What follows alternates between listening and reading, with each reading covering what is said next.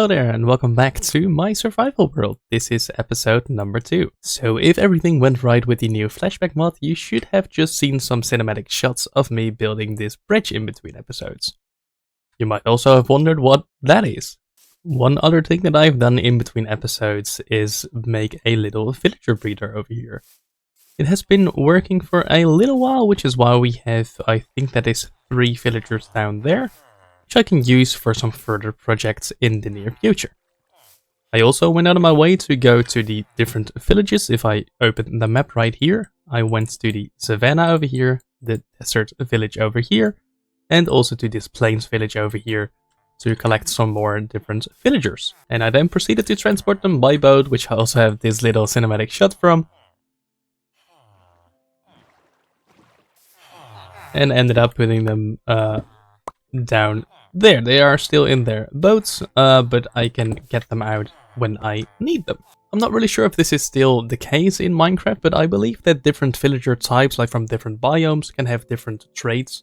So that's why I went to those 3 villages and got some with me. Anyways, let me show you guys the bridge that I did in between episodes. As you might have noticed, it is a diagonal bridge, mainly made out of cobblestone. I purposely would try to make it a little bit old looking. Got some seagulls with a little bit of bird poop on there as well. A couple of seagulls flying in the air because I do really like that effect. It is also quite nice to walk on. I believe this little top part is a bit steep, but it does make for a nice shape, I think. The only thing I do want is for these lanterns to age a little further. I want them 1 stage further than this one, and then I can get some honey on there and wax them. But the main detail on this bridge is actually down below here. I used a whole lot of moss over here to kind of simulate some algae, like climbing up on these pillars. And then down here it is really overgrown. We got the mangrove roots over here, some mangrove leaves as some like shrubbery down below. And I even sunk a little dark oak boat down here just for a little bit of detail. It's not really something you would see, but I do think it looks quite nice down there. A little bit of the mangrove trapdoors over here with some moss on top of it. This is something I actually haven't shown yet, but on this lighthouse I did a small detail that I honestly don't think I showed in the first episode. Let me just quickly go over here. I used a tiny bit of netherrack on the wall over here because I think, at least from the like 5 minutes of research I've done about this, I believe red algae is more likely to come from a saltwater area, which is why I chose to put red on there instead of green, because I do think that green algae is more of a freshwater plant organism, living thing. I'm not really sure what algae are, to be fair. And although this is technically like right next to the ocean, I just chose to believe that this is a freshwater area, like all the way until here. This is like a river, then we got like a lake over here, and that flows out into the ocean. Therefore, in my mind, this is mainly fresh water that's getting mixed in with salt water, like right over there. So I chose a mixture of green and red. I'm really not sure if that's like realistic or not, but at least I think it looks good. I then also continue the pathway just up until the bridge over here. Now we can really start working on this island over here, with one of the first things being making a building surrounding the villager breeder. I also tamed a little kitty. This grey kitty spawned in here, I think because I now have like a couple of villagers over here cats can spawn in. But he doesn't have a name yet, or she. It can be a she as well. So if you have a good name suggestion, please let me know in the comments. I only have 1 name tag, I believe, at the moment, so I'm not really sure if I'll use it on this kitty over here. But at least we can name him or her in the next episode. But before we get sidetracked, let's go over the plans of today's episode. I begin with stating that we need a building surrounding the villager breeder. But I also want to kind of move these farm animals over to here, make like some sort of barn, and then a nice farming area over here as well. Then I got 2 villagers down below here, and then the rest of the villagers that I picked up from the different villages down below there. I want to kind of make a little place for them, albeit underground, albeit in a like little house or something. I don't really know that yet, but at least I want to get rid of these little cobblestone coverings on the floor. And if I have the time, I might want to get an iron farm in with the villagers that I am breeding over there. But if we don't have time, then that will probably be something for the 3rd episode. So I hope you like cinematic shots, because this episode will likely have quite a few of them. Okay, I'm sorry for being all over the place, but I almost forgot to mention that in between episodes, one more thing I did is make a moss farm, which is down below here. Let me just quickly go there. I forgot the name of the person who designed this one, but I'll make sure to look it up on YouTube and get a link in the description as well. I got one of the moss farms on this side with the regular moss, and then I got lucky and have a wandering trader trade me a piece of pale moss, so I made another section on this side. And then I kind of rigged it so that this part just makes bone meal for me, and then the rest will be filled up with moss and pale moss, respectively. Yeah, I really needed to mention that before I forgot. So this is like down below my house, and then I got some ender pearl stasis chambers over here to load these chunks. What these guys do, if you don't know, is an ender pearl loads a chunk where you're in. And if I open the F3 menu, you can see that I believe this right here is a chunk border, and it goes all the way to like a little bit further than the wall over there. So I got one in each of these corners just in order to load all of these chunks, mainly because I was worried that the stone generator, which is under there, would break, and then I would have to do the farm all over again. So yeah, that's where the ender pearls come in handy, because the chunks stay loaded even when I'm not here in the world, and this will probably keep working. I have turned off the machines for now because I have like way more moss than I need. But yeah, this is down below my house. Now that that is all shown, let me get right on with making a little house or building or structure or whatever just above the villager breeder. That's a little close.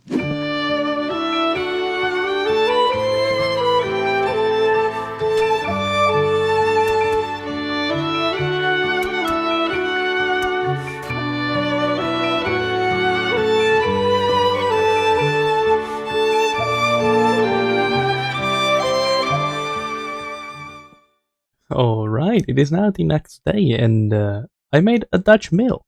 Might not be too much to look at because it is mostly brown, but I wanted to go for the authentic Dutch mill look.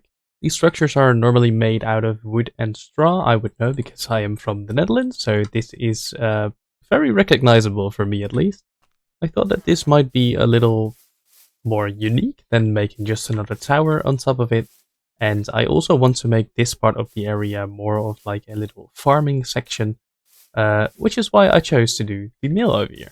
I'm actually going to free camp for a little while to take a little look at the roof. Quite difficult to explain, but the roof is going like this, and then it goes inwards a bit as well, which is quite typical for these kinds of structures here in the Netherlands. And then we got some large sails over here. Got the seagulls with a little bit of bird poop over here once again. I guess this is like my trademark thing now. But yeah, all in all, quite a simple build over here, but I do think that it looks quite nice. Obviously, as for most Minecraft builders, the inside isn't really done yet. I just encased this part over here. There is still only 3 villagers, so I do wonder if they stopped breeding. I might need to give them a little more food. Also, I haven't connected the path up until the mill just yet, because I'm not really sure if I want to create a different looking path on this side. Might make a nice distinction between the actual like starter island, which is just quite easy and really survival friendly, transitioning into a bit more well situatedness. That's not a word. I'm pretty sure that's not a word. So the game plan for the rest of the episode is to make this area look a bit more pretty, because right now it is not. Then divide the area into a couple of fields and make at least one farmhouse. Which means that right now it is time for some more cinematic.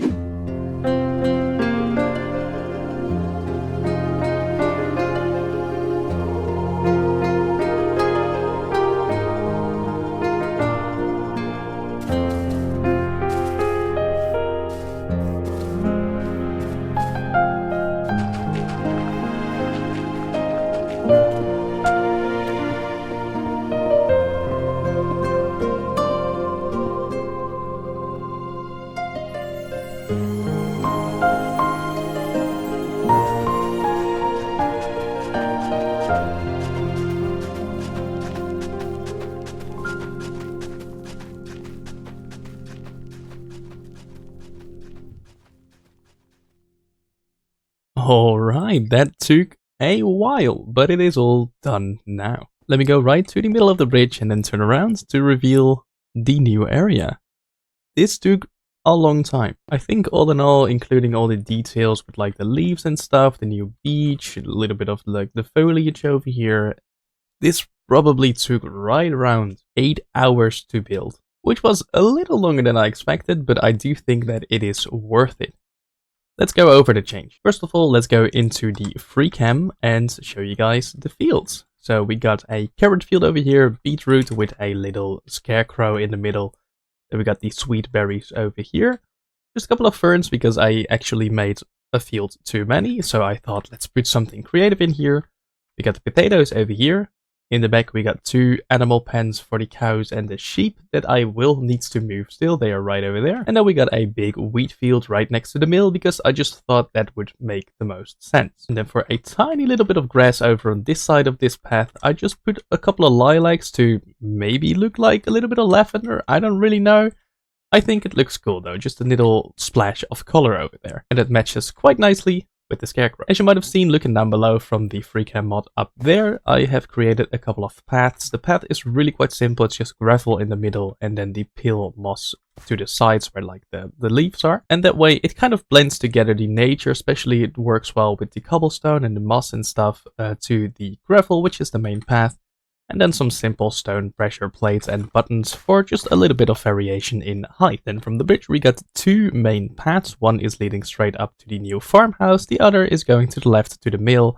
And then we got one more path going straight through the beetroot over here, which in my head kind of made its way into existence because people were just trampling the field over here for a little shortcut towards maybe the berry bushes over here. I just felt like I needed a little extra path over here, but not a main path, just a little desire path going there. And then I also did the same thing on the other side of the house, going straight through the wheat field over here to the animal pens. Just from this side of the road I also made a little pile of like manure. I think it is probably kind of like that on both sides, so one for like the sheep and then the other on this side for the cows. Not really sure which side I'll put which animal, I'll just have to do that in a little bit.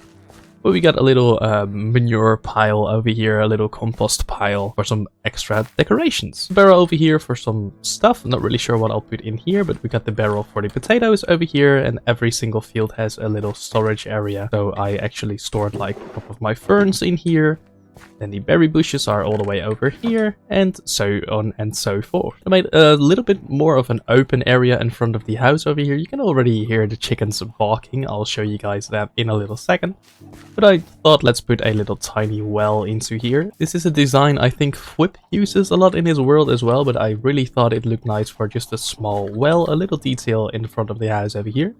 Chickens barking is actually an automatic chicken farm, which gives me food and feathers over here. Maybe not the most ethically sourced chicken, but it works for now as a little bit of a food supply. And then some villagers are right in here. Not really sure, oh my goodness, what I'll do with these for now. They do want to escape quite badly, which I understand to be fair. But I just put the villagers that were under the ground in here for now, just to have them stored away for a second. An iron golem spawned because I already placed a lot of bats down over here, which was a little bit of a mistake. And then on the top area over here, when we go up to the tower, I actually put the other 2 villagers, my mending book villager and just a farmer villager. These were the first 2 that I had, and I wanted to give them a little special place over here. The interior is yet to be done. Oh my goodness. It's a little bit of a problem. So inside of this tower, I just stored a little bit of hay. Got a crafting table over here just for convenience sake. And then also a little storage unit for sheep or cows. I think I put wool in here, so sheep will probably be on this side. Yeah, it turns out that hours upon hours of building actually led to not that much to talk about. I did place a tree over there also. It is the same species as that tree over there, but it just looks a little different. It is not the same like size or shape. I mainly wanted to cover up the like kind of flat wall that was on this side of the building. And I didn't really have any good way to do that. I tried to like plan out this building as well. I thought maybe a little balcony over there would make sense, but I did know that I wanted to place my villagers in there and they'll probably, you know, splat.